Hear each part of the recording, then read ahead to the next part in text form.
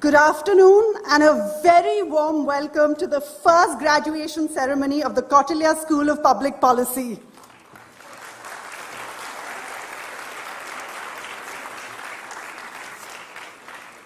We're so proud of our 43 graduating students, or as we like to call them, changemakers of India.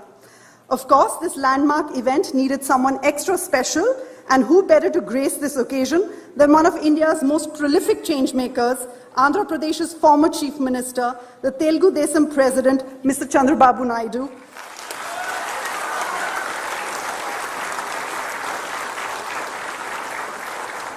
Sir, it's an honor to have you here with us today. And can we now, all of us, keep standing for our national song?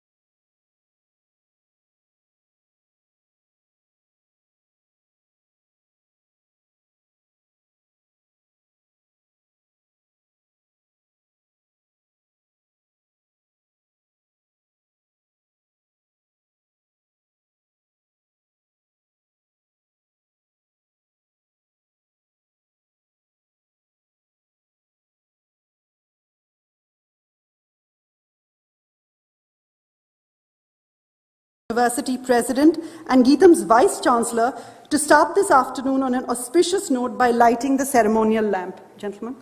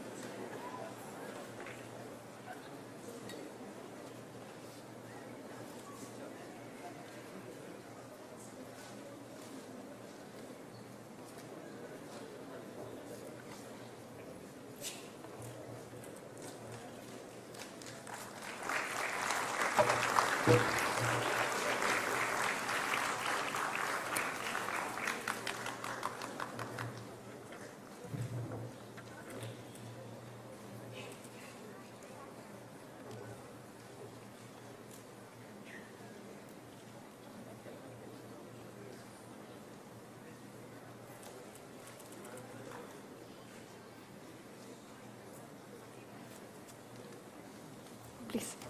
Give.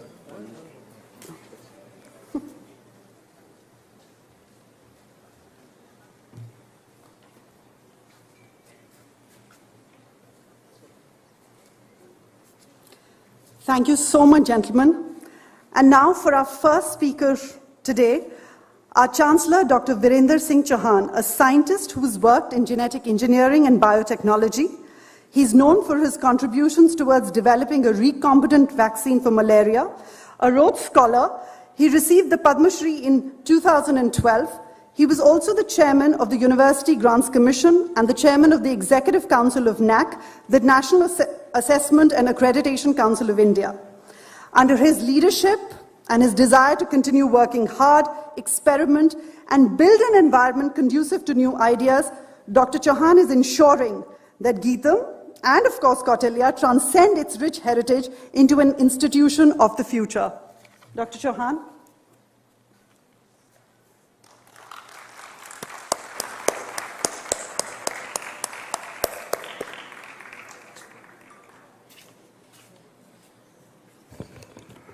Good afternoon to everyone. First of all, I'm delighted to be here.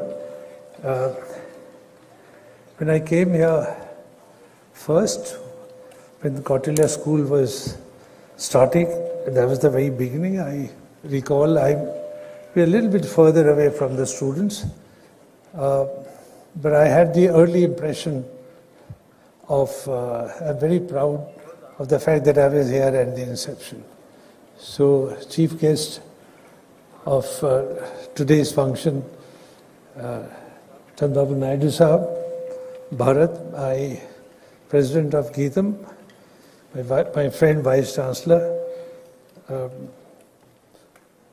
Professor Dayanandji, a lot of people whom I see in the front row, whom I know personally, Dilip and many of you, parents of and the well-wisher of students, but most importantly, students who are graduating today. I'm sure it's not by design. I think it must be incidental that Syed, my good friend, your dean, did not allow any exposure, my exposure to you for the 2 years that you've been here. And he is protected from all evil influences that might have brought. But I'm thankful to Syed to have really called me. Now, so I've been interacting, this is my job actually, it's a job I really enjoyed. I've been interacting with the young students for more than 50 years. I started teaching at St. Stephen's College when I was 21 years old. Since then, I fell in love with young students year after year after year. And I was fortunate enough to be involved with some of the very bright young people from the top because I was entrusted to run Rhodes Scholarship and later on Inlet Scholarships and currently including Felix Scholarships. So I've seen battery, the generation of very, very good students. And never ceased to amaze me how good the younger generations have become. The past 3 years have been really remarkable for all of us. India universities were shut for more than 600 days. And I've watched the generation that, including yours, that have lived through this tiny little RNA virus that played havoc. And I'm sure you have your own lessons to learn from COVID pandemic and would have or should have shadows and reflections on how public policies can be made. To my mind, public policies can be many things, but public policies, from where I see public policy, and I'm involved in some of them, is really for public good. So anything that you and I plan, do eventually, currently, futuristic, have to be for public good. So COVID, I'm not going to talk for very long. I have just 10 minutes. I'll touch upon 2-3 things. As I said, I watched this generation, 2-3 years of people who, both from faculty, from students, from doctors, from nurses, my own work in the lab, and many lessons are there. But 2 lessons stand out for me, and that's in the backdrop of public policy. The most important to me is when the pandemic came, rich behaved, and I'm saying this with great care. Rich behaved exactly as rich are expected to, or we are used to how rich behaves. When I rich, I don't mean individual of us who have more money than the others. I really mean at the international level. So it is absolutely true, and it should not escape any future international policymakers that a very large part of humanity in Africa, many parts of Latin America, never saw any vaccines, although there was a huge surplus of vaccines in the rest of the world. That lesson cannot be forgotten in future public policy. I do want to give this talk as a very serious talk, but I just finished interviewing people to go to 2 major universities, and I was struck by the fact that how many of young people of your generation actually have come out with proposals they want to work in climate change and environment. Suddenly there is a huge, I wouldn't say awareness, I think we are aware of climate change by what we look at fires not even in Canada, fires in Greece about 3 years back. Currently, as I speak with you, Democratic Republic of Congo, is a huge floods there. But it's just that everybody wanting to be part of solving that problem. I think that's very encouraging, but that can be really bit defeating also. Why it can be defeating at a policy levels or otherwise, to my mind, and this is a very personal opinion, is that if everybody rushes to what looks like somebody everybody wants to rush to, is that there are very few soldiers on foot soldiers which will look after doing what needs to be done. So we could be in situation where we can tell everybody else and nations or states or panchayats but somebody telling that this is what you should do. And here is a message to, at my age, I think I can easily give you messages. As far as I'm concerned, the issues that I mentioned, 2-3 issues that I mentioned to you, or the climate change especially, I think this has to be personal responsibility. If you want to work in education or health or climate change, environmental degradation, biodiversity preservation, it cannot be A telling B or B telling. Of course, you need clever people to write down the policies and so on, and there are no dearth of clever people, but eventually it has to be personal responsibility. If you are fortunate enough to have obtained higher education, and I consider you very fortunate, you've come to, and brave as well, you've come to one of the finest institutions, you've been taught by very bright people. And I said, I forgot to finish my earlier comment, when I met with you first time, my sense was, although you were a little bit further at that day, is that I was looking at some of the brightest people, and trust me, I've seen very bright people. I was looking at some of the very bright people. And last couple of days when I stayed on the campus and I interacted with some of you, I was fortunate to interact with some of you. I'm so pleased at the outcome that Syed and his colleagues and Geetam Kautilya School has been able. I congratulate everybody. I congratulate all of you for having created. And I'm very happy that I'm part of celebration. There's yet another. I lived through 3-4 disruption. I grew up in a refugee colony. My parents were not very, very rich. So we grew up in a colony which had no sewage, which had no drinking water. And that's the reality, the reality of our generation at that time. We went to a government school which was in tent.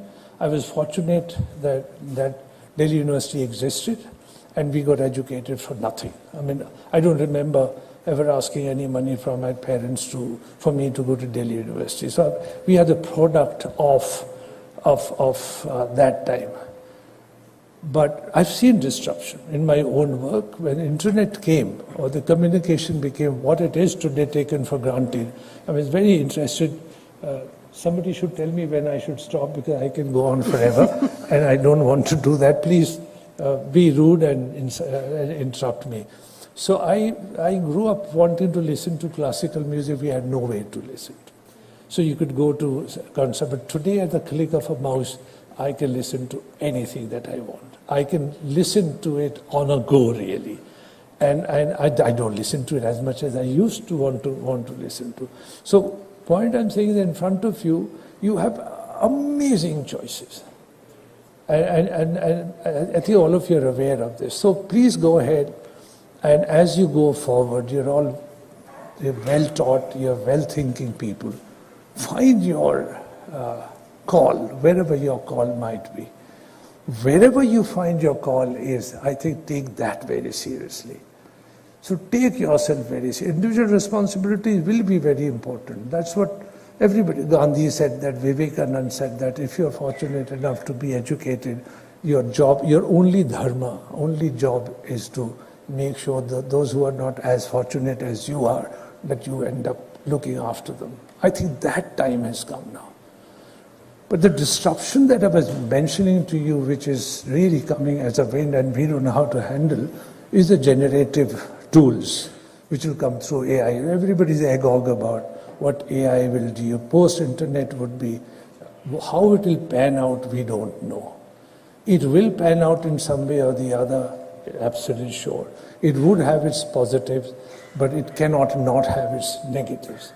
I think we have to have a very careful eye on what might be negative dropout, and how much the creativity of a young human mind, or a policymaker, or a teacher, or a creator of science education would be affected by this. Have to be very careful. Let me just give you a very quick example.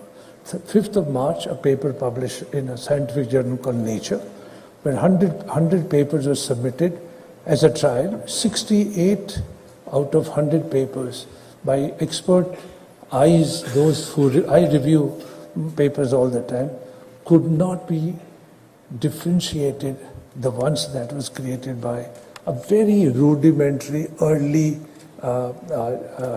GPT generative. It would have repercussions everywhere.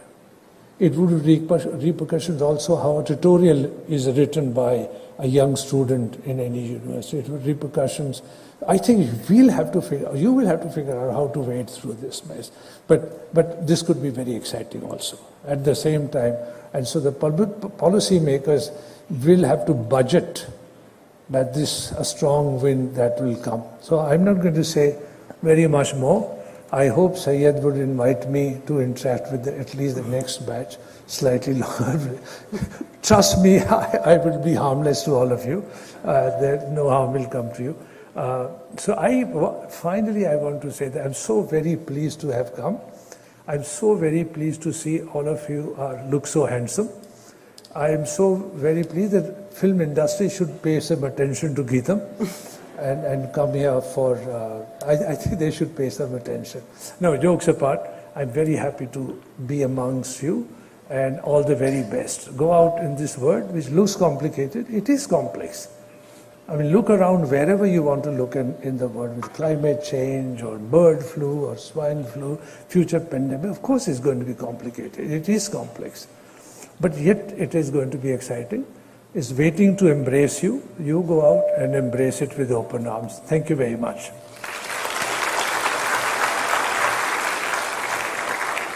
Thank you, Dr. Chauhan. As a lot of you know, Kautilya is a pandemic baby. During those months between the terrible waves with double masks on, some of us would meet, discuss the way forward, look at the skeleton with hope and anxiety, that skeleton which is the Kautilya School of Public Policy today. It's been a journey of a lot of grit and perseverance, but really the best person to tell you all about it is the founder of the school, the president of Geetam, M. Shri Bharat.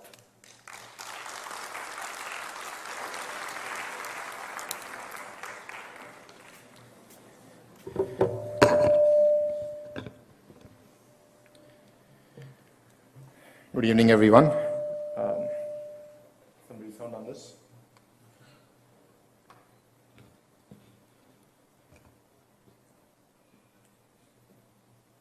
Thank you, Chandrababu Naidu Garu, for accepting our invitation and coming to this event as a chief guest. I'll speak about him more later on. To the students, to the family of the students, to all the guests here in the audience. When we met about 2 weeks ago, I said my speech to you is not done, so it's today. I've written down some points so that I don't forget, and this is for everybody else here in the audience also. Why did we start Kautilya? To change politics, to change policy making. To what degree will each of you do it is dependent on you. But I'm like a venture capital firm. I invest in 10 companies, one becomes a unicorn. Right? So we've invested in 44 of you. Now how many of you will become unicorns? I'm really waiting to see. And unicorns is not in terms of money, but in terms of how you're going to go out there and change India, change the world. How did we do this? With a commitment to excellence. It's been a lot of hard work. All of you have put it, all of us have put it. It's been a lot of challenges. It's been a lot of investment. Other schools in Geetam are not very happy that we are investing in you the way we are. So you do have to pay back on that belief or investment that's been put on you. And the last part, why? And as I tell you the why, I want to tell you about certain pitfalls that you all should think about. I've told this to you in some form before. It's entitlement, nothing will come easy. You have to work hard. There's a very popular Telugu Rajnikant movie. Some of you can understand Telugu. కష్టపడకుండా ఏది రాదు, కష్టపడకుండా వచ్చింది ఎప్పటికీ శాశ్వతం కాదు. What you won't get anything without hard work, and what you get without hard work will not last forever. So, and then the other thing that I want to ask you is pitfall. Don't get comfortable. Many of you have gotten jobs. That's not the end. That's the beginning. Don't settle for less, and don't be short-sighted. It's not about how much money you get today. It's about what problem are you solving for in the future. And I'll be curious to track all of your journeys. And the next pitfall is, who are you? How biased are you? How weak or susceptible are you to influence in a negative way? How intolerant are you? These are things that you've all been challenged. You've had different points of view. You've debated. You've had some fights, not too many, I hope. And you've grown past all of those things. You've also had a very progressive, liberal environment relative to any other student in Geeta. What has that made of you? And I wanted to mention something I forgot, so I'll just go a little bit back in the how. The how is not only our own commitment to excellence, but also, I think I'm a believer a lot in the power of the universe. And when you project something positive, that the universe reciprocates.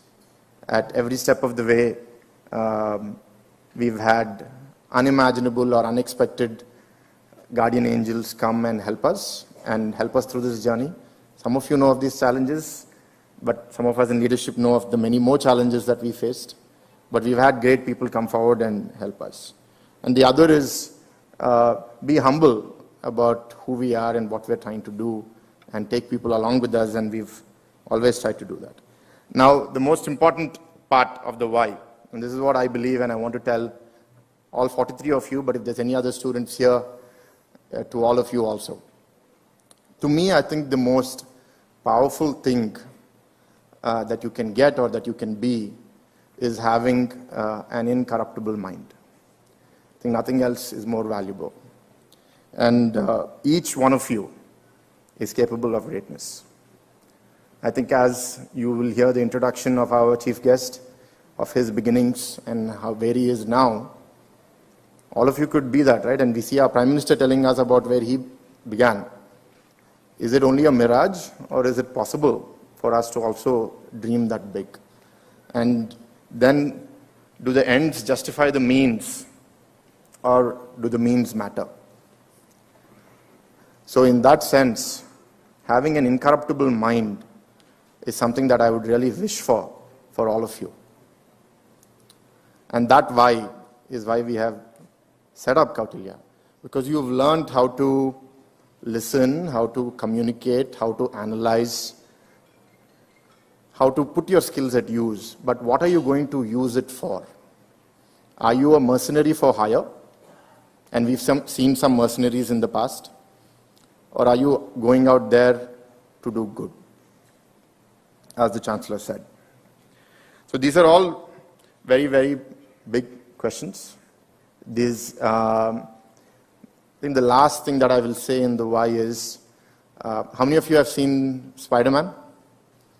The movie, the first one, some part? There's a saying in that, right? With great power comes great responsibility. I'll tweak that a little bit for you. With great privilege comes great responsibility. I think your parents, your family members, Geetam, Kautilya, everybody else who's been associated has invested in you, has believed in you. You have believed in us, being the first batch. You've been brave people. Now, let's make all of this move in a direction that makes all of us proud. And that's something I think 20 years down the lane when we look back, because I'm saying 20 years now because our chief guest was instrumental in bringing ISB, and he went to ISB after 20 years. And where is ISB after 20 years? So ISB is about business and you can change the world through business, but imagine what politicians can do. Imagine what governments can do if they do it the right way. There's nothing more powerful. So I really hope for the sky for you all, and I wish you all the best. I thank you all the parents for believing in us, and I hope that you are happy with your investment in us. Thank you.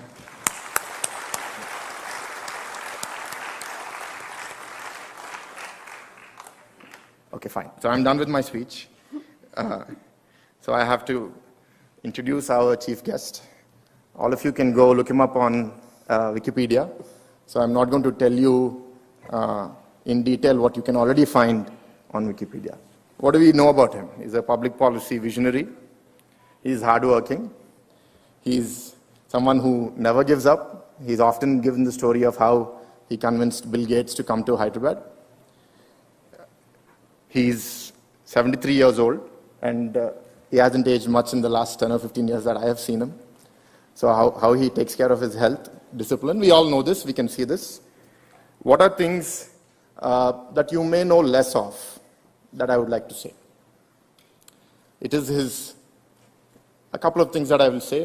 One is his humility and the value he attaches to ego. He doesn't let it come in his way. If something has to happen, right? There have been many chief ministers in our country. Would they go running after Bill Gates? They'll say, no, let Bill Gates come to me. He's the only person who said that, no, who I am, my identity is not more important than my people. So the higher you grow, the more your ego grows, right? So how are you going to keep that in check? This is one example for you to remember. The other is, as a public policy leader, when he thought about the development of the state, one thing he said is very essential is the importance of safety, security, and also the growth and development of women and children. If you look at the journey of the erstwhile United States and today the separated states, the peace that he brought has brought prosperity. Today, Telugu people are the fastest growing demographic in many of the most developed nations. In the United States, it's the highest per capita income that they earn, larger than the Jewish community, and the fastest growing community in the US. In the top 10 cities of GRE test takers in the country, 5 cities belong to Andhra and Telangana. All of these were his value that he gave to bringing safety, peace to this environment. Tolerance. Today we see an environment where we want to undo what the other person has done or say what the other person has done is wrong. He created an environment of tolerance. He took criticism. He allowed it to exist. And if you see, because of that, even after he lost power in 2004, subsequent governments continued what he started. The last 4 years is an anomaly. I hope something like that doesn't happen to Andhra again. But from 2004 to 2019, we could see how Telangana or Andhra Pradesh has progressed. And one other thing I think that's very important is, as humans, we age, we die, we get weaknesses, we get baggage. Everyone does. Even Chandrababu Naidu garu. He's my leader politically in a different leg of my life. But what sets him apart is, yes, he's got baggage. But how does one evolve? How does one shed baggage? How does one reinvent themselves for the future? Many leaders live very well for 5 years, 3 years, 10 years.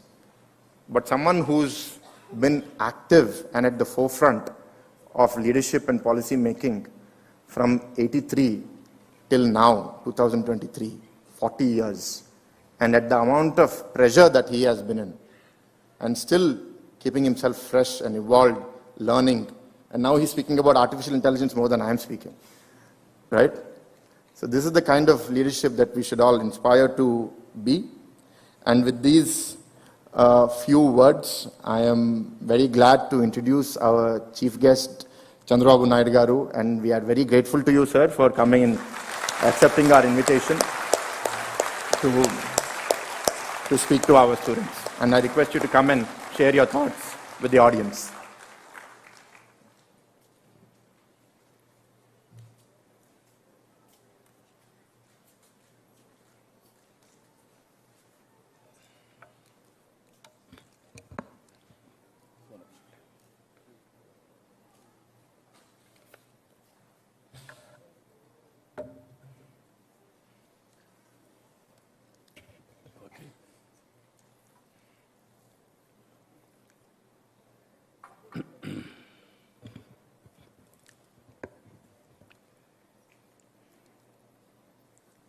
Respected Chancellor, Mr. Virendra Singh Chauhan, President Geetam, Sri Bharat, Dean, respected Syed Akbaruddin, members of the Board of Trustees of the Kautilya School of Public Policy, distinguished guests, and parents, and friends. By seeing all of you, I addressed so many convocations. First of its kind, I am addressing a public policy graduation ceremony. This is the first time I am seeing you. I am very happy to address all of you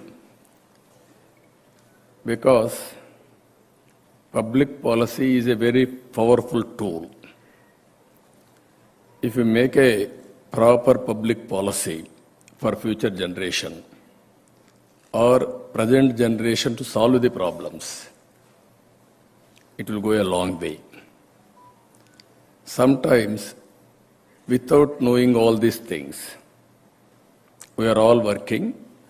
That's why we suffered long time after independence in poverty, or people used to heckle us, Hindu growth rate, that is 1% or 2%. And at the same time, the name of the school, I am very happy, Kautilya. Nobody can tell.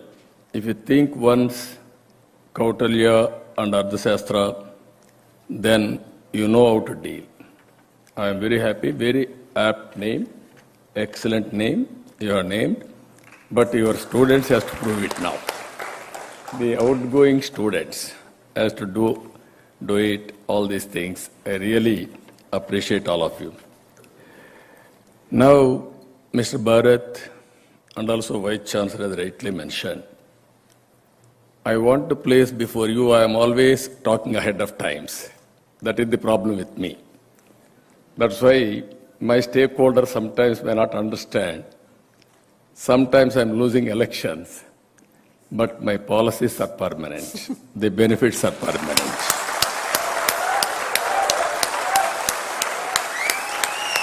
If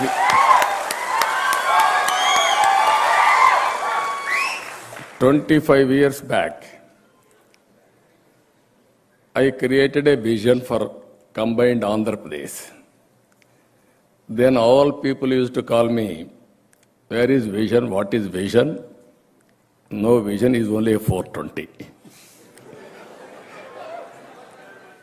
As they rightly mentioned, I had an extra amount of tolerance to bear all these things. Today, you have seen the Hyderabad. 25 years back, if I should have thought, why should I do all these things by taking all seat? Then today Hyderabad will be different Hyderabad. It may be some improved version. That is where I prepared Vision 2020. Today, that vision has become a reality. People are enjoying. Some people may not vote. Some people may not remember because you are all younger generation. Memory is very short. But my conscience always tells me, you have done right job.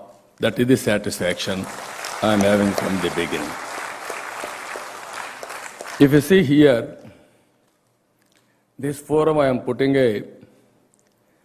one more vision India 100 years.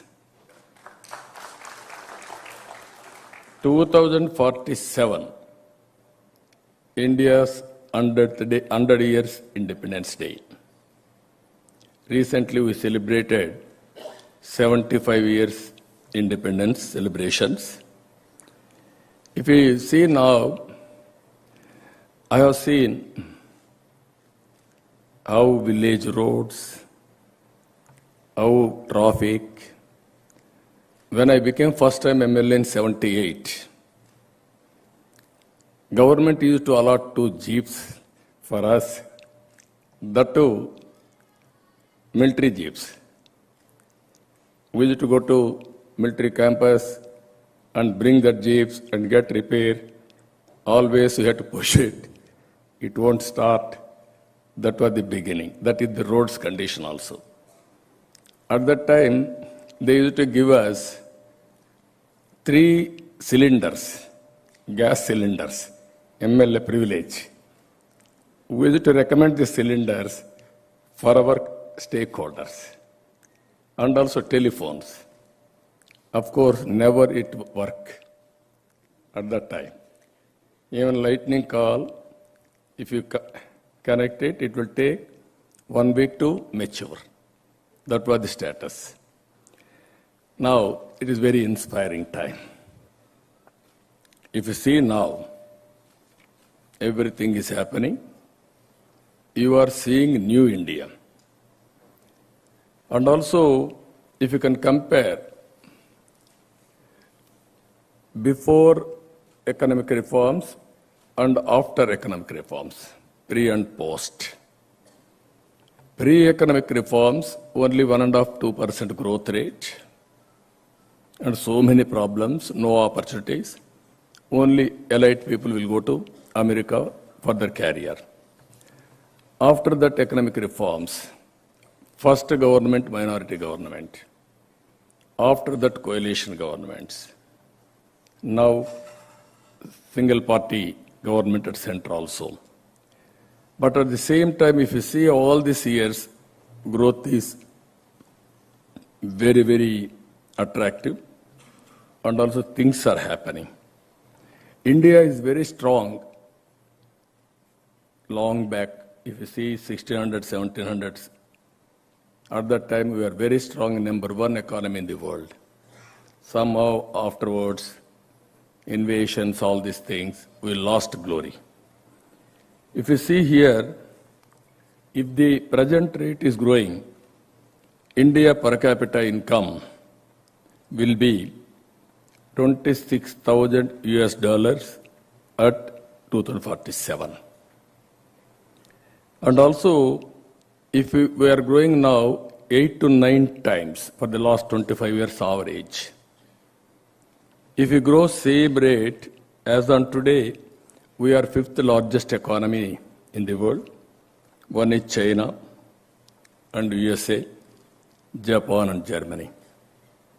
Same rate, if you grow, you will be 3rd economy, another 25 years' time. If you grow 11 to 12 times, you can cross America.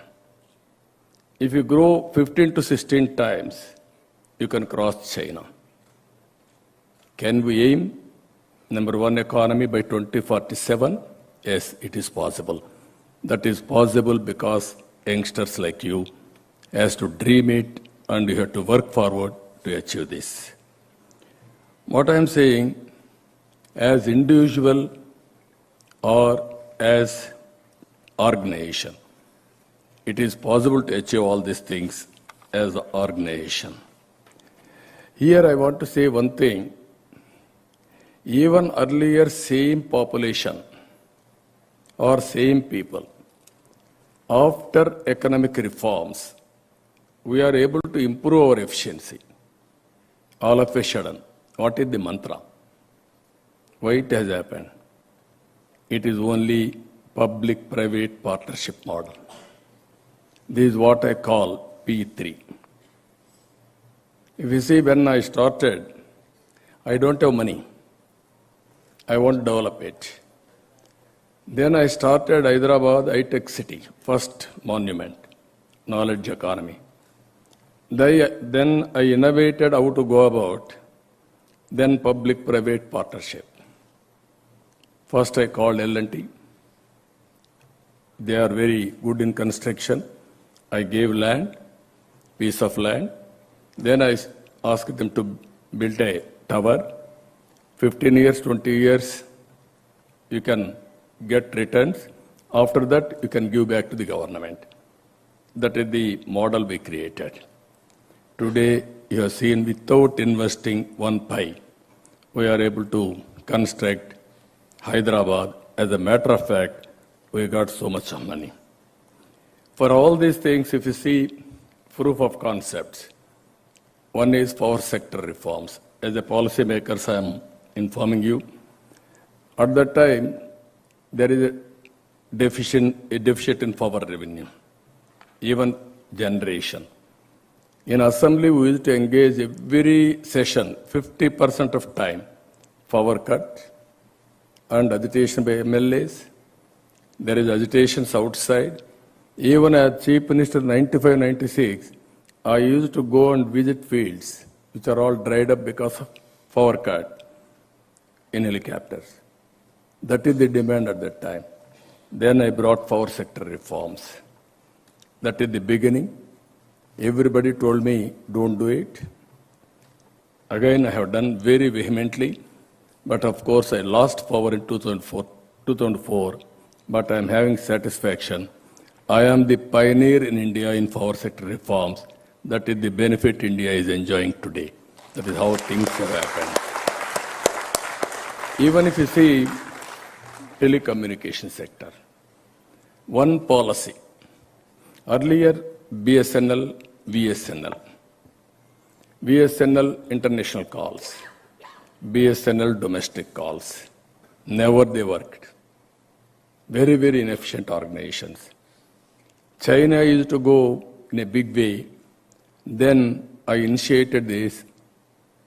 I had a political influence at center because of coalition government.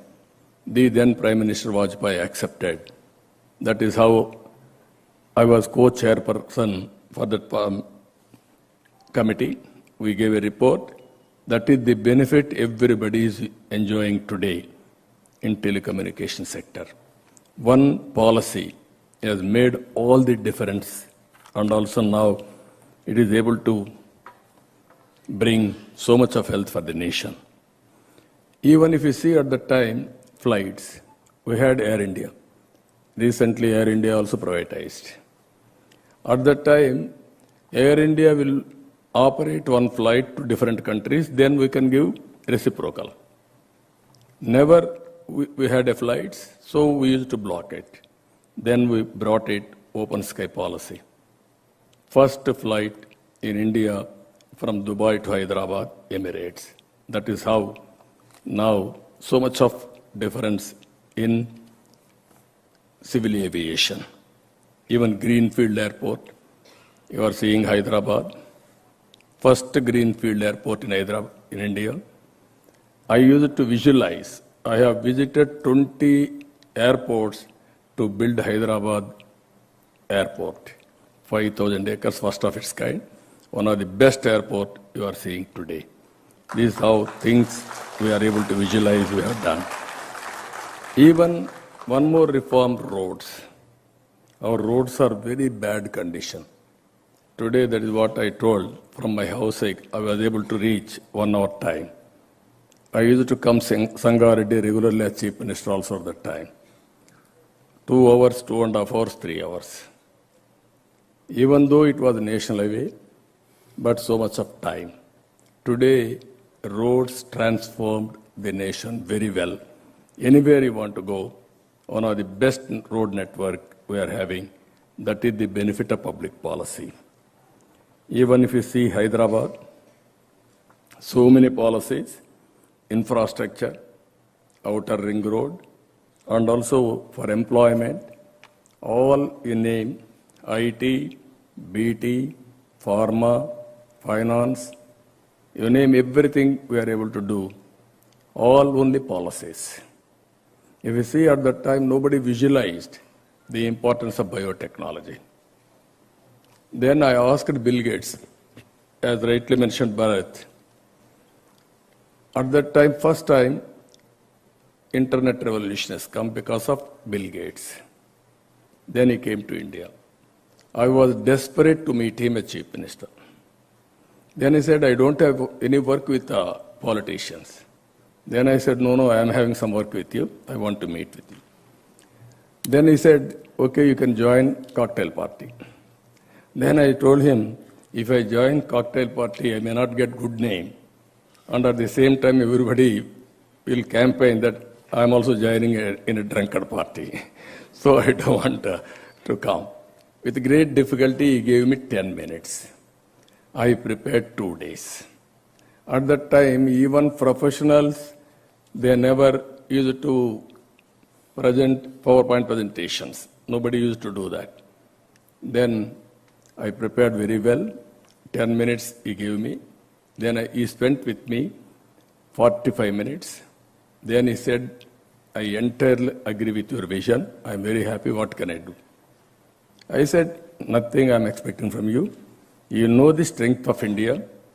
Come to Hyderabad and start your development centers. With that, I didn't leave it at that stage. All the way, I went to Seattle to meet him, to pursue with him. 3-4 times, I met him in Davos. I pursued further. Finally, Microsoft has come to Hyderabad. The person who worked in Hyderabad, Nadella Satya, has become the president of Microsoft. That is how things will happen. One step you move, another step it will add. If you see here, even biotechnology, same thing. At that time I asked Bill Gates, why can't you focus on biotechnology? He said that is futuristic, I cannot do it. Then we started Genome Valley. Today, after 20 years, COVID vaccine is manufactured in Genome Valley. We are proud of it. Country is proud of it. That is how things are happening with public policies. Even then, I didn't spend much money.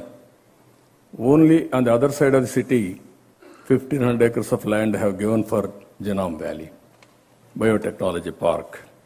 So education, one of the best education institutions we are able to bring in public-private partnership.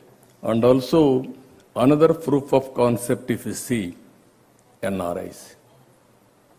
I am always saying all youth, don't always be job seekers. Be job providers. That is what you have to do now. When I saw youth at that time, Hyderabad IT, even body shopping work, even that also we didn't do properly because pronunciation, all these things, problems, English pronunciation. Then we got excellent English coaches from Britain. Then we used to do all these things. Then our people went to abroad. At that time, we didn't go for products. I used to say, go for products. Today, everything is available. I used to say, be entrepreneurs. I am proud to say, so many Telugu entrepreneurs all over the world. Once I used to quote Jewish, number 1. Today, per capita income, Indians are doing extremely well. And also 35% among Indians are from Andhra Pradesh. That is, I am very proud to say this. This is, everything is possible. All these things happen within 25 years' time. Here, I wanted to emphasize all of you. India has grown for the last 25 years 8 times, whereas China has grown 49 times. Now China is having disadvantage. Demographic disadvantage has started. Now aging problem has come. They have gone one-child norm. Today, that one-child norm has become a big problem for them. Now population is declining. Aging is increasing. That is the biggest disadvantage. In India, some states, for the last 25 years, have grown 20 times. Some states has grown 8 times. You see the difference. Because of the difference, haves and have-nots, and difference in per capita income, and also wealth, and also revenue for the governments, all these things are happening. If you grow all these things, at least 15 to 16 times, India will be number 1 globally. That is going to happen. This is our dream. This is where we have to work it out. If you see, India is having 3 advantages. One USP is technology. Nobody can dominate in the near future. Nobody can beat Indians. That is 100%. I am telling you with my experience for the last 25 years. Second one, India is very strong. India is positioned demographic advantage. 40% of population is below 25 years. If you can give proper skills to them, proper education, then you can see the potential, they can do wonders. As on today, every year, 2.5 million people are migrating from India to different parts of the world. It is a big number, number one in the world. But at the same time, India is capable of supplying workforce to the world. That is the capacity India is having. Up to 2047, India is going to have this advantage. Now I am promoting one more thing. India can go further, the policy of population management. All countries never bothered about population management. Because of that, Europe, complete demographic disadvantage. Japan, China, America, all countries are facing. If we can work towards that by visualizing, promoting population, even youngsters, all of you, I'm telling you, especially students, people are becoming more and more selfish when they get more and more wealth. This is the definition I used to say always. Once undivided Hindu family, they used to have children. After that, both wife and husband are getting employment. Double income, no kids, let us enjoy. That is the theory. This is a dangerous theory.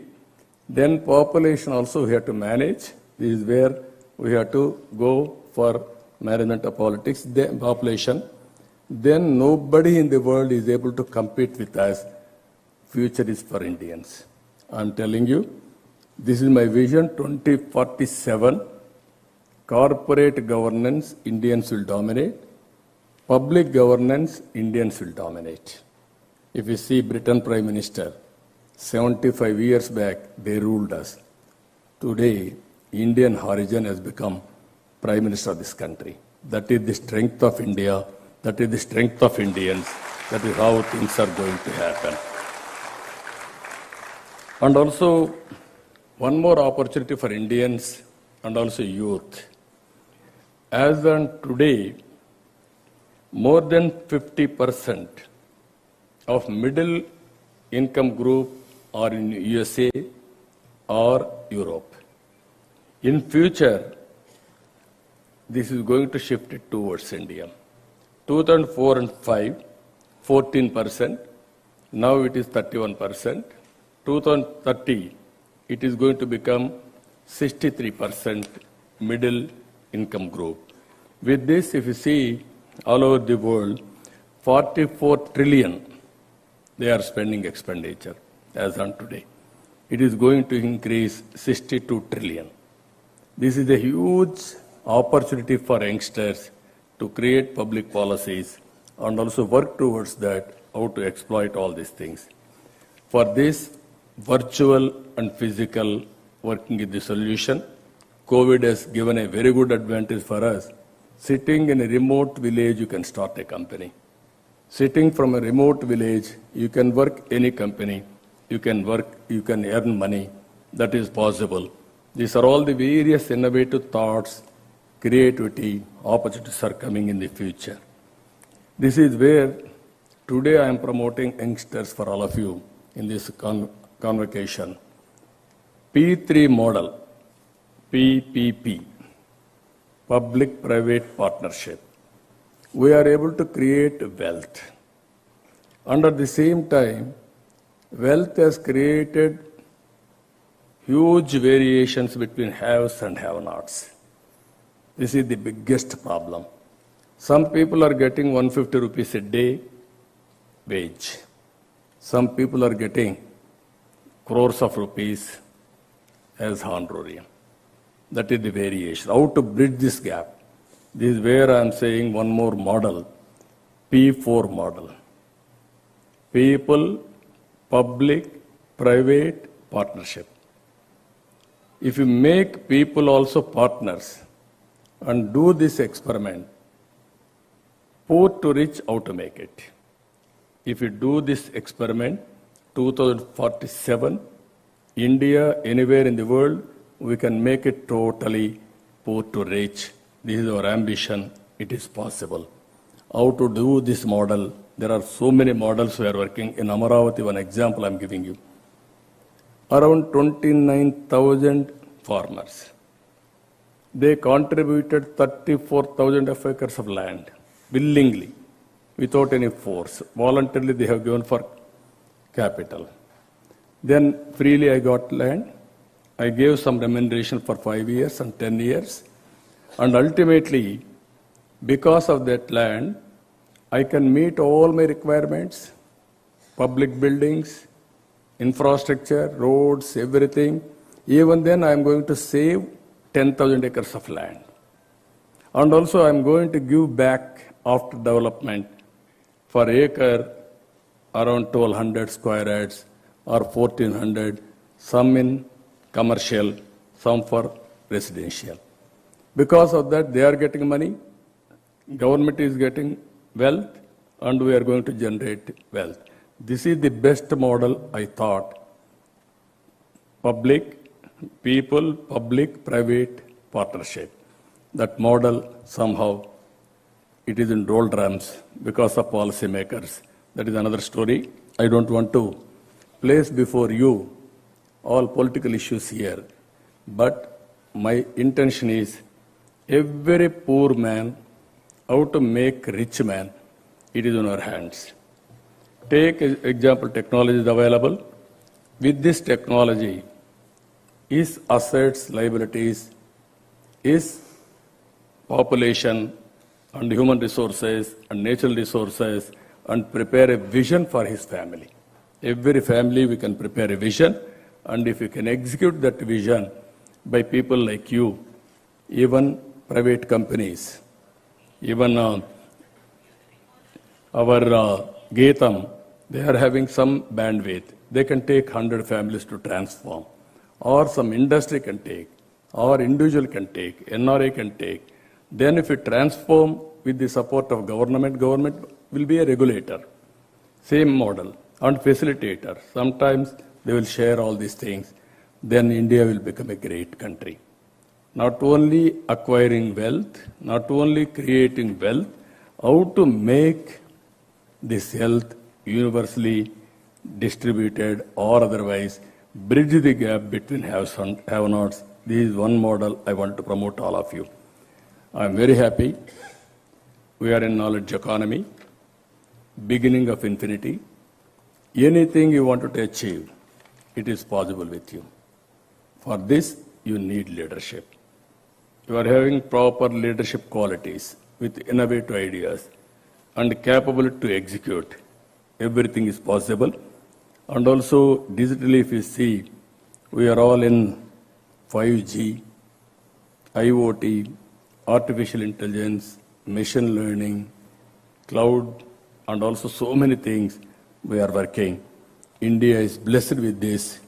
If you see Aadhaar, JAM, Jandan, Aadhaar, and also mobile, these are all very deadly combinations. I have given a report to Government of India for digital currency. At that time, digital transactions very less after abolition of 500 and 1,000 rupees notes. Today we are number one globally in digital transactions within 5 years' time. Now I am promoting one more concept. Abolish 500 rupees, 1,000 rupees, 2,000 rupees. Then no money laundering, no hoarding of cash and also wealth, and also no distribution of money for voters. That is the biggest corruption in India, and bribing the voters. Then you can see the economy. One GST. Every month we are able to get 2 lakh crores. That means 12 months, 24 lakh crores. Even there is a huge opportunity. If you do this policy also, it will double or otherwise it will triple. Money is not the criteria.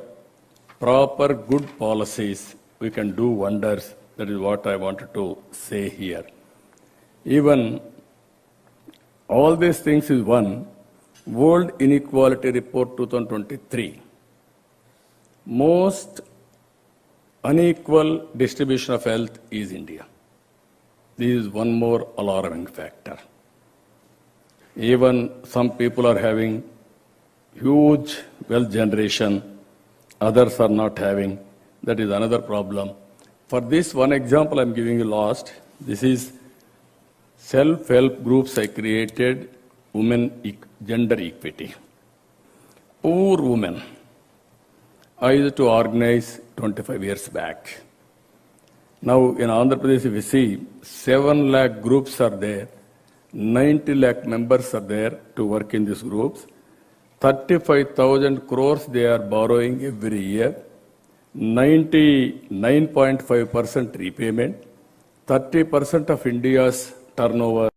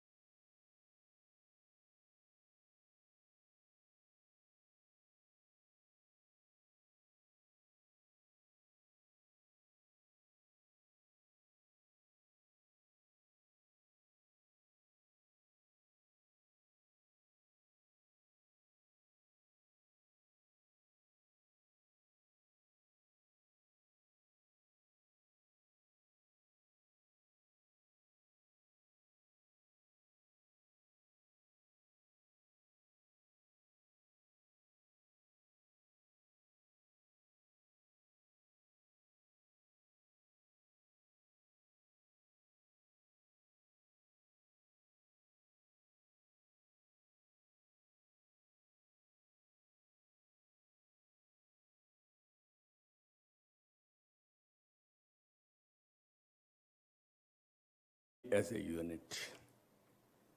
Even G20 countries who are promoting India's biggest strength, Vasudhaiva Kutumbam.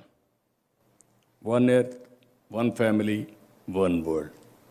That is the legacy inherited by Indians. We have to protect it. I am very happy, compared to India, Indians outside are protecting our culture, our legacies, all these things. If you can continue this family as a tradition, we'll have excellent satisfaction, happiness, and also all these things will happen. This is where I am promoting income for a family. That is where I promote the P4 policy. Ultimately, with all these things, again, leadership is important. One is vision. To translate that vision, policies, public policies, you are all here. And ultimately, for all these things to execute properly, we need good leaders. And he wanted to get seat from Siddhartha, one premier institute. they refused to give seat because on merit. Your son is not in merit, so we are unable to provide. Then he thought, what is this? Even I am asking, he was industrialist at that time. Then they refused. Then with that one triggering point, he wanted to start better than Siddhartha. Now Geetam is better than Siddhartha. You see? This is his vision. Then he used to work very hard and created first premises Visakhapatnam, then second premises Hyderabad, third premises Bangalore. Now Bharat is a youngster, very highly qualified. Even Murthy was a very respectable, highly educated and industrialist. That generation, this generation, a lot of difference. He is from Stanford. He has to bring that value here. I am very happy. The way all faculty members and also he attracted, he restructured, I am seeing great future for Geetam. I don't have any doubt about it. The way intellectual caliber he is bringing to this, it will definitely add value. And also the way he is creating excellent courses and also bringing faculty from all over the world, all expertise all over the world, it will give a excellent image and brand promotion and finally output. So it is very nearer to me. Always it is near to my heart, public policies. Now most of you are engaged in private for public policies. The day will come, more and more professionals for making public policies in governments. One policy will transform so many lakhs of people, either on energy or environment and poverty eradication or road structure, anything for that matter. So I am asking all of you, focus on P4 model. People, public, private partnership, where we can eradicate total poverty, how to make poor to rich. That is your responsibility. Second one, don't forget about family as a unit, be united, spend some time. Number 3, it is a very clear now beginning of infinity. Anything you wanted to achieve, you can achieve. I am telling you. But at the same time, I want to become something. I don't want to work, nothing will happen. Anything you want to achieve, visualize, have a plan, very clearly you execute it, you are going to do it. If you work or not, Indians are going to become great all over the world. Some of you may agree, you may not agree. India will become number 1 or 2 by 2047. How we are going to position yourselves, how we are going to bring your career, build your career towards that. You are all 25, 30 years as on today. I am not saying another 100 years. At the age of 50, 55 years for you, you are going to witness this. How you are going to build your career, it is in your hands. I wish all the best. Even your parents are here to visualize your career. They are also here. And also I wish you have to look after them well also. Even nowadays, all children, wherever you are, it is very easy to connect through virtual or physical. Physical you can come, virtually you can real time, you can connect at any time. So I wish all the best in your endeavor. Thank you, one and all.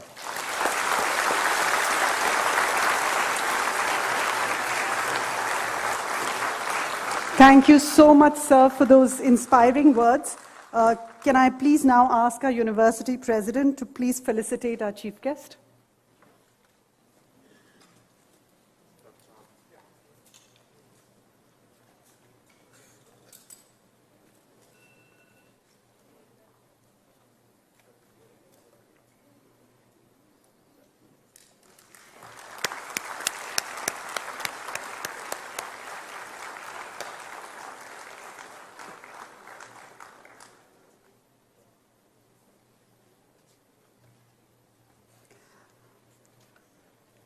May I now ask our Vice Chancellor, Dr. Dayanand Siddhavatam, to lead our batch into a pledge we hope will guide them in their future. Can I also ask one of our meritorious graduates, Ms. Sanyogita, to please come up on stage?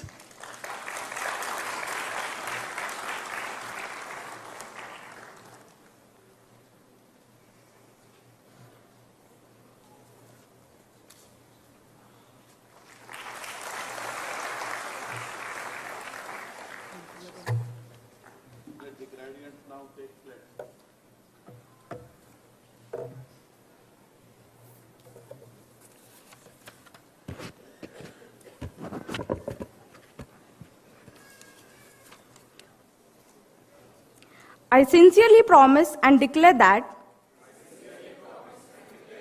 if admitted to the degree for which I am a candidate and for which I have been recommended, I will, in my daily life and conversation, conduct myself as befits a member of Geetam deemed to be university. I shall, to the utmost of my ability and opportunity, support and promote the cause of sound learning and strive to set an example of high principles and conduct. I will, as far as in me lies, uphold and advance social progress and the well-being of my fellow human beings. I will never make my knowledge subservient to unworthy ends. I will faithfully and carefully fulfill the duties of the profession that I am trained for. I will, on all occasions, maintain purity and reputation, and that I will never deviate from the state path of their honorable exercise. Thank you. Thank you.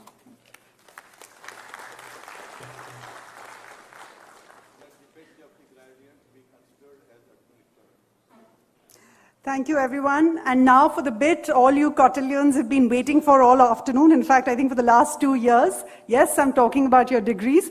To take this forward, our Pro VC of Academics, Professor Jayawardena.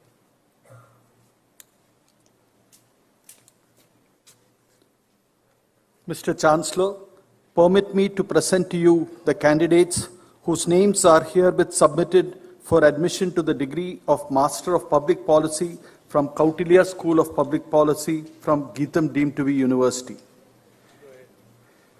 May I request the Chief Guest to present the degrees to the graduates.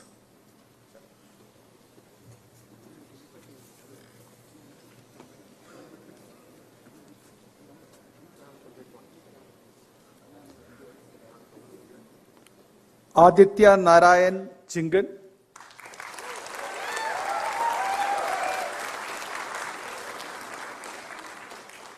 Aishwarya Srinivasan.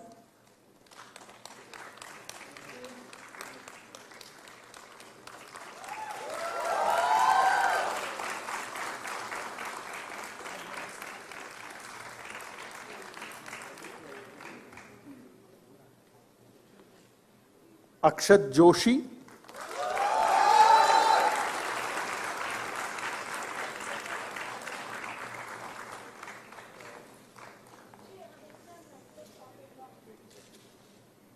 Aniket Raj.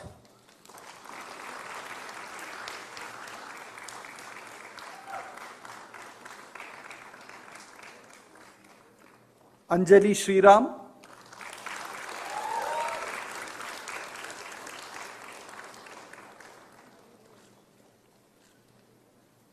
Anjana Devi.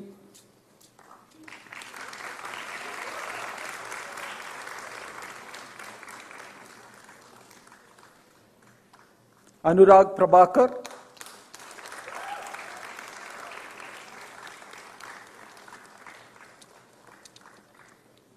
Adumbar Sampatrao Chavan,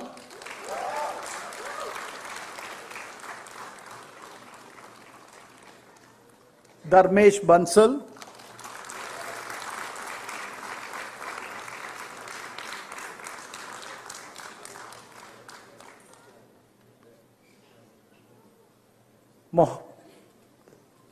Muhammad Habibullah,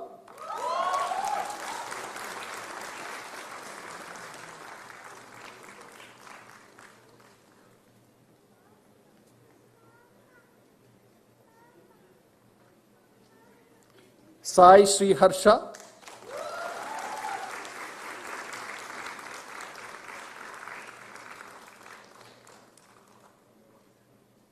Himanshu Trivedi,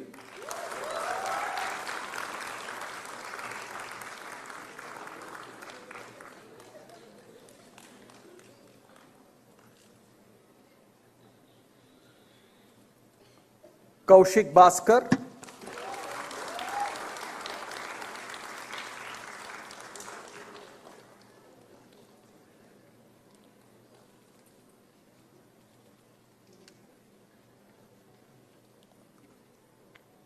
Manogna Srinaga,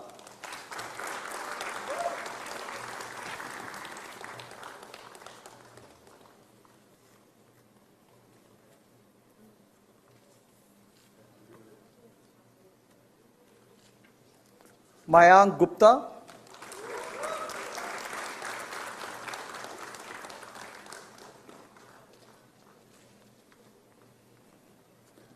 Mehak Kaur,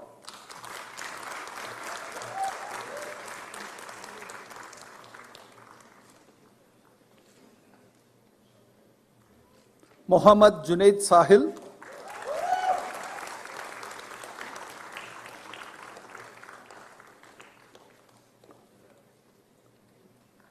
Mrunal Vinod Kulkarni,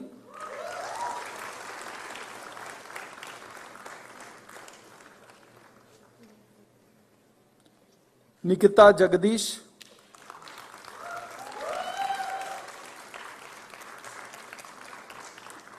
Oshin Pravesh Sahare,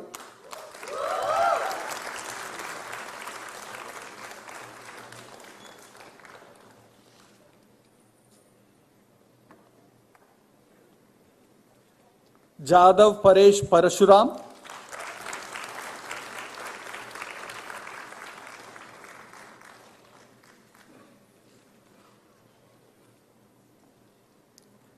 Prashant Shiva Rathod,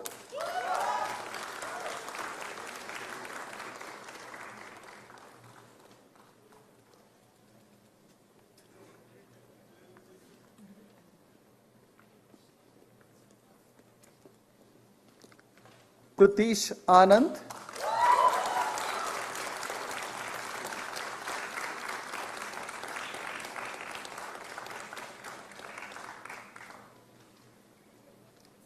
Priyam Avasti,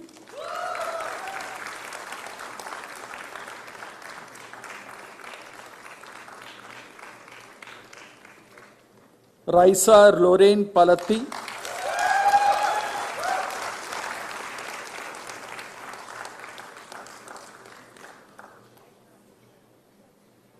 Rawson Anthony Gonzalez,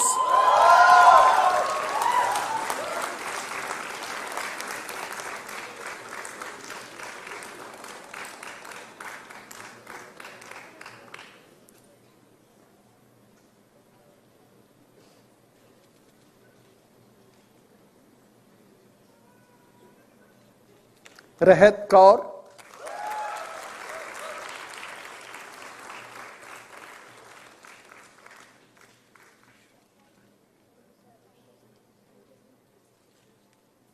Rituparn,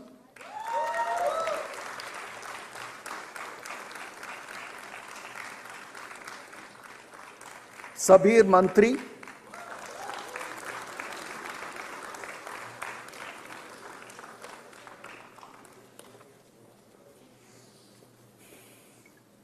Sandeep Kumar Pandey,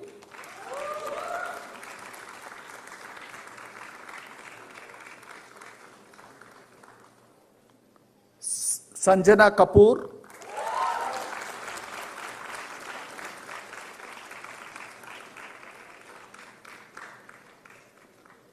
Satpute Sanyogita Dilip,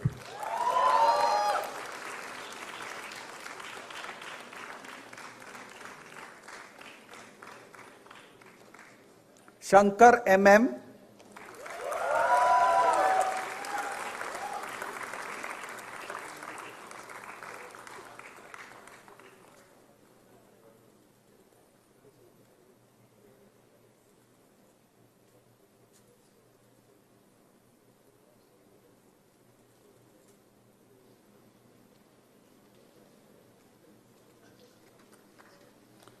Shankar Narayan,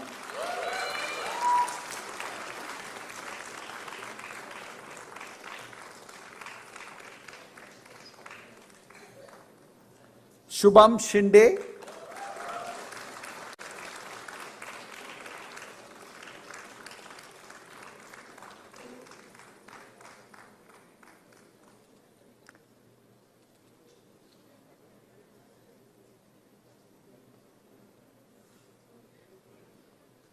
Snigdha,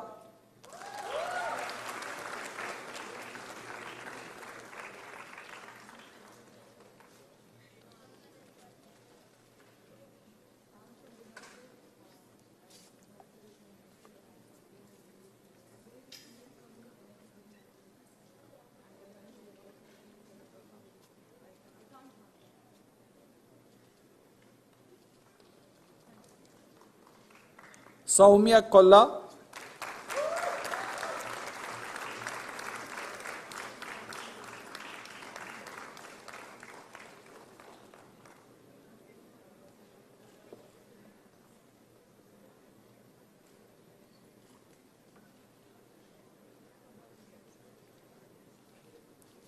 Swati Botra,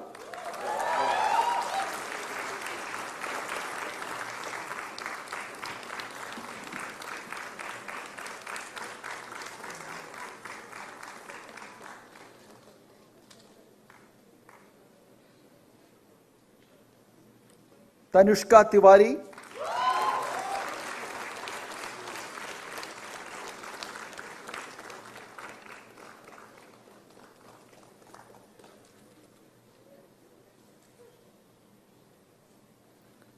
Therese Thomas,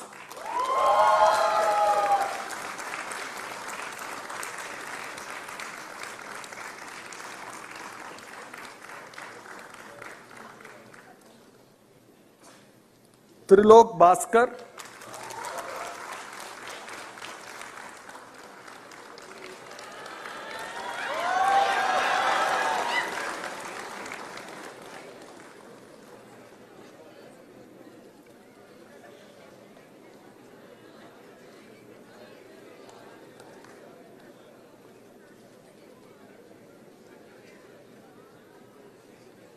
Vinaya Sanjay Baram,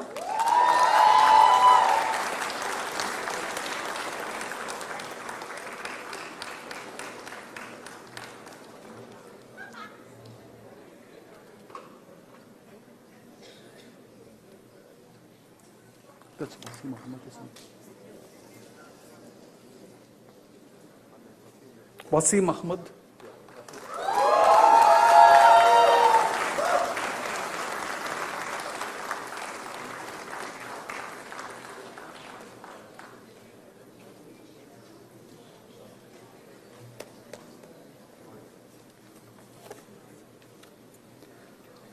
now the President's Gold Medal for the first ranker in Master of Public Policy, Mr. Pratish Anand.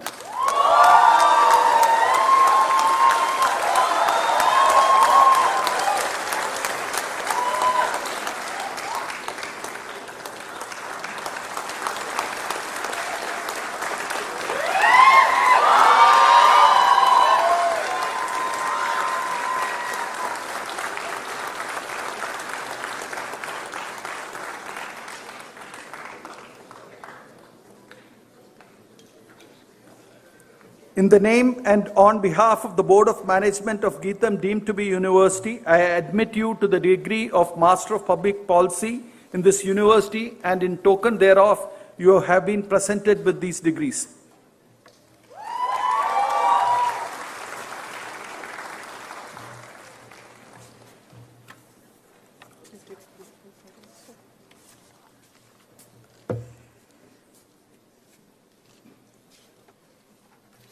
Congratulations, everyone. So well done. Big round of applause for our...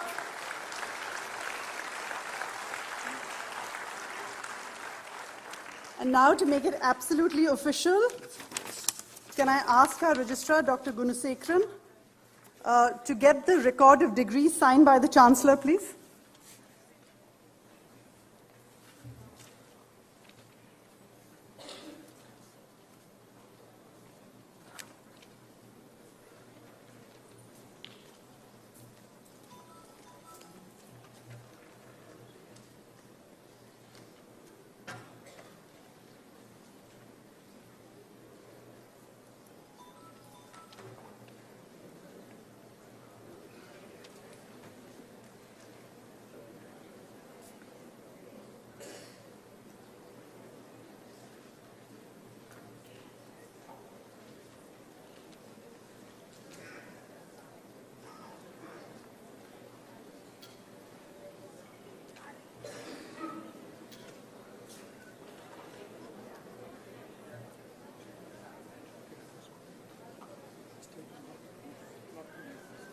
May I request everyone at the back to please sit down and not move at this time, please?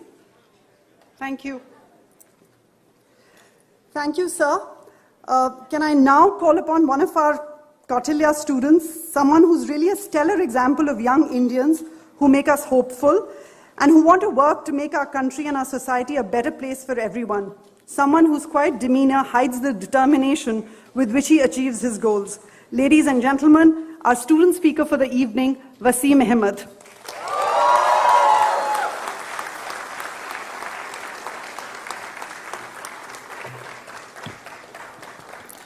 A very good afternoon, everyone. It's truly an honor to speak in front of our chief guest, Mr. N. Chandrababu Naidu Garu, all the dignitaries on and off the dais, Geetham fraternity, friends and families who have shaped the class that I'm so proud to represent, class of 2023, the first founding batch of Kautilya School of Public Policy. Friends, we made it. Congratulations.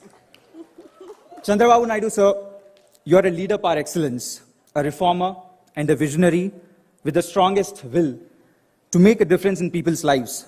Sir, our cohort members from diverse fields could have pursued any other masters, but the same will to make an impact and a difference in people's lives that has got all 44 of us here.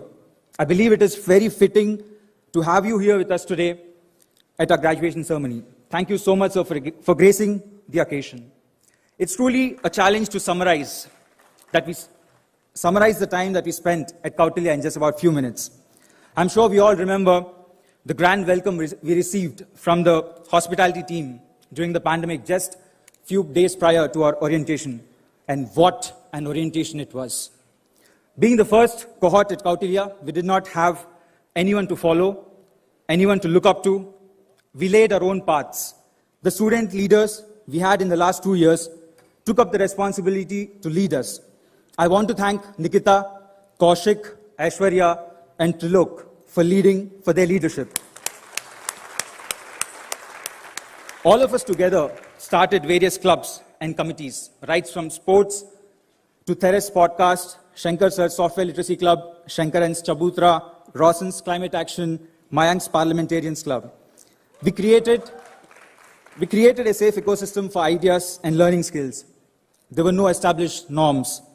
We shaped the policies that governed us. We are proud of what we have created. I would like to take a moment to thank the founding team, Sri Bharat Sir, Pratik Kamal Sir, and Sridhar Pabishetty Sir for envisioning Kautilya. It is indeed an opportune moment to thank our founding professors, Professor Shanti D'Souza, Professor Mukul Saxena, and Professor Ali Adil, for introducing us to the world of public policy. They literally taught us the ABC of public policy education. Building on those foundations are our faculty members, Professor Amarendra Pandey, Professor Vasudha Karju, Professor Kanika Rakhra, and many other distinguished visiting faculties.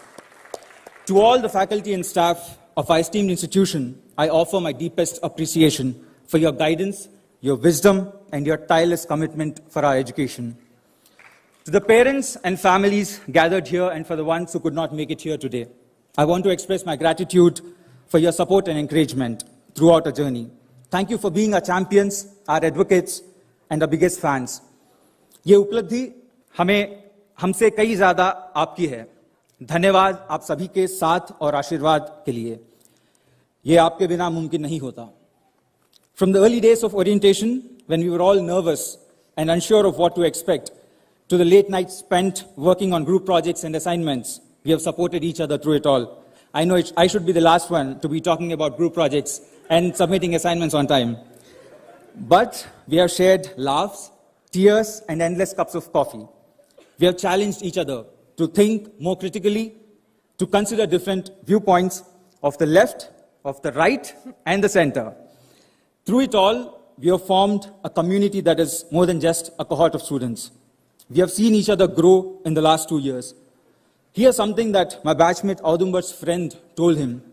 You do this 2-year degree at Kautilya, and it will change the next 10 years of your life. To say Kautilya has changed some of our lives is neither a hyperbole nor an exaggeration. We have all found motivation in each other's stories. The unique journeys of my batchmates, Ocean, Sabir, Dharmesh, Prashant, and others have been inspirational. From Safarnama trips to Garba nights, we have had our share of fun, and we sat in our classroom for one last time. When we sat in our classroom for one last time yesterday, it was an emotional moment for all of us. We have created memories that we will carry with us for years to come. At the danger of sounding patronizing, I must commend the women of my cohort. Each one of you. I have never come across a group of women so strong, fiercely independent, assertive, yet compassionate. They have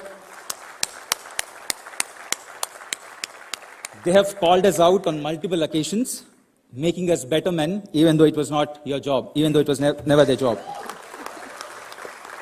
Today, even in their absence, we boys are conscious of what we say and what we do.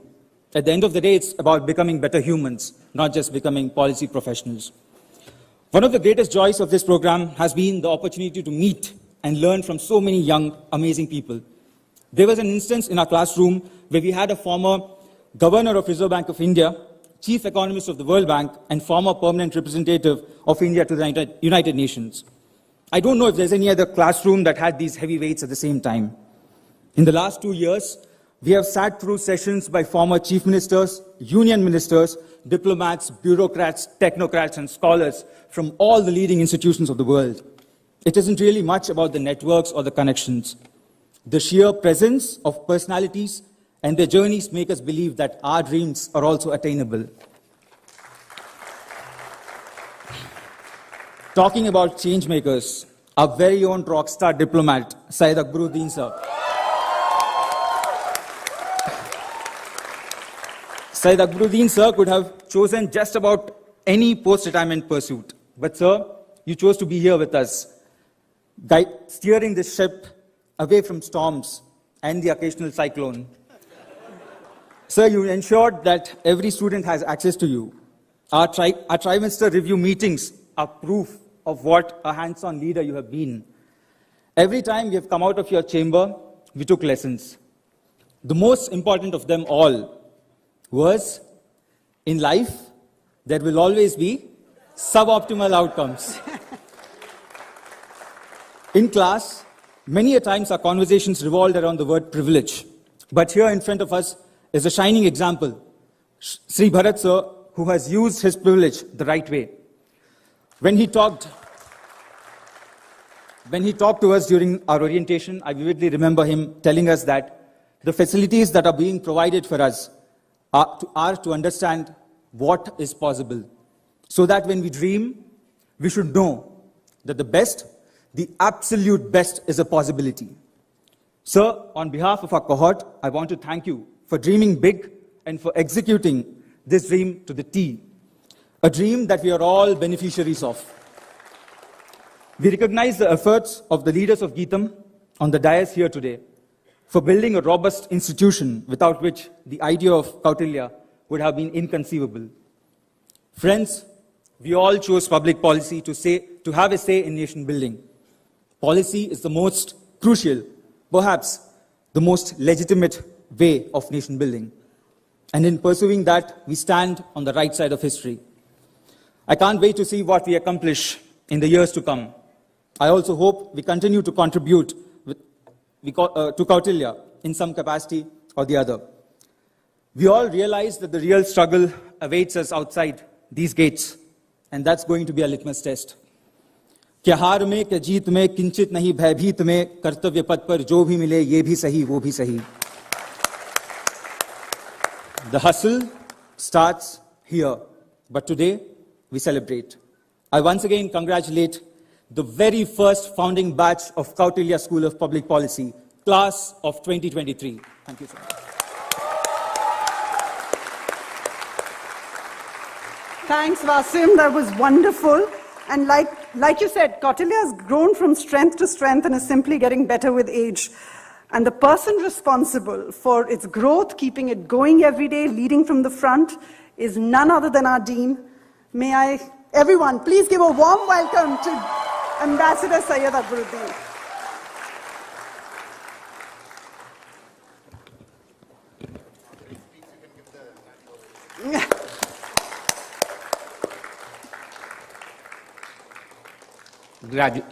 Honorable Chief Guest, leaders of Geetham on the dais, many well-wishers of Kautilya and the larger Geetham family, as well as my young friends from who I can now call as Kautillians. Graduation ceremonies are like coronations. We bring out our crown jewels. The Chancellor mentioned he wasn't there. I was keeping him to be the crown jewel coming out on coronation. That said, you've heard a lot on public policy. You've heard a lot on many things, so I will pivot and share with you just one anecdote, and that's directed to all of you. That anecdote goes back quite a long time, when there was no digital money. There was no visionary who was looking at digital currency. It was a time when I was a student, but it's about enduring value. I remember when I was passing out, my professor, it was not in college, but in school, my teacher came across and took out a small little note, threw it on the floor, and said, "Who wants it?" It was, at that time, a 10-rupee note. All of us, this was in 1977, all of us said, "We want it." He said, "All right, stay back." He went back, took the note, crumpled it, threw it again. "Who wants it?" Again, all of us said, "We want it." He just took the note, crumpled again, jumped on it, threw it in the dustbin. "Who wants it?" All of us said, "We want it." So he said, "Guys," I was in a boys-only public school. He said, "Guys, remember, this is only a 10-rupee note. Yet, all of you wanted it, even when it was crumpled, even it was when trampled, even it was when it was thrown in a dustbin. So remember, this is only a 10-rupee note. Just remember, it has not lost its intrinsic value. All of you will have days when you will be trampled on. You will be jumped on. You will be pushed to the corner. You will think, what the hell is life all about? But your intrinsic value will never change.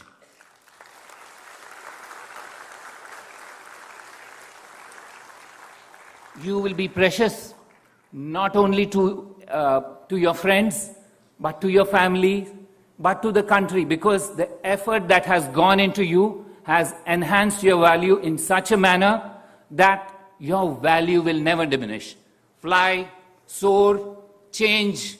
All the best to you, Kautillians. We look forward to your soaring ahead and making us proud. Many of you said that You were proud to have me as your teacher. I am looking forward to the day when I will say, hey, that guy I taught, those girls I taught. All the best to you. Don't ever forget your intrinsic values. Those are enduring things. Today, you have friends like ChatGPT. It's only ephemeral. It's important to learn, but it's only ephemeral. You have learned new things like friend shoring, like several other concepts which even when you came you didn't learn about, you didn't know about. But don't forget your enduring value. All the best to all of you. I'm grateful to the larger Geetam family for having provided the environment for you to grow. Remember, what is of enduring value will remain enduring. Thank you very much, all of you ladies and gentlemen, for helping us add enduring value to our batch of 2023. Thank you. And now as we head towards wrapping this afternoon, there could be no one better than the co-founder of Kautilya, a person whose energy is unmatched, whose optimism leads us all to dream big, Pratik Kanwal. Thank you, Manika. I'd like to start by thanking Honorable CBN Sir for accepting the invite to be the chief guest of our first graduation. Being the visionary who started ISB in Hyderabad to actually coming here and delivering the keynote address for this graduation. I hope we can live up to his expectations. I hope we can live up to his PPP model. I hope we lose many times and yet our policies stand the test of time. Thank you, sir, for being with us. To all the board of advisors, dean, friends, family, alumni of Kautilya and parents, I hope this journey was worth it. I hope what you signed up for is what you got at the end. I know, when I was listening to all the dignitaries, one thing is that when you go at last, all your points are already covered. So I don't know what to speak. What I can tell you today is that 5 years back, like you, I was sitting on the other side, receiving my MPP degree. And I was thinking that, everybody is asking me, dream big, do this, do that, create impact, change the world. And I was thinking, all I know is I'm catching the next United flight and going to Delhi. And I don't know what life is going to be all about. I won't have the cohort mates next to me every day. I won't have my faculty members. I won't have the great environment of Boston. And they're saying everything is taken away from me and I have to create an impact. So what I'm telling you is the harsh truth now. Tomorrow when you wake up, you will be in your own homes. You will be alone. You will be doing your own work. You will be individual contributors. The training wheels are going to be off. Now what is expected of you is to create and do big things, but it won't be easy. Why won't it be easy? It won't be easy because what you need to do can create impact is to surround yourself with a great ecosystem, which we'll have to build now, a professional ecosystem. My advice to all of you, the alumni of the first batch, the first alumni, is to actually surround yourself with people who push you, who challenge you, who trust you, and expect only excellence out of you. If you're able to build a group of even 5 people who actually have the qualities which I just talked about, you will be successful. Don't forget that you have a big responsibility. Nobody's talked about that till now. At least, thank God, nobody's talked about it till now. Otherwise, I won't have any words to say. You're now the alumni of this institution. Institution has just started. We expect all 43 of you to actually come back and contribute to building this institution, so that in 20 years' time, when CBN sir comes and gives the speech which he gave at the 20 years of ISB, he can proudly say this is one of the world's best public policy institutions. And that cannot happen without you. This is your responsibility as much as it is ours. I'd like to thank each and every member of Geetam and Kautilya who had helped us set up this institution and make us there, and the unwavering and unflinching support which Bharat has provided us throughout. I don't think this institution would have even started had it not been for that great conversation and that great push which I received from our president, Bharat. With that, I end. Congratulations, graduates. It's your time to shine. Go shine brightly. Thank you, and good evening. So that's it for this evening.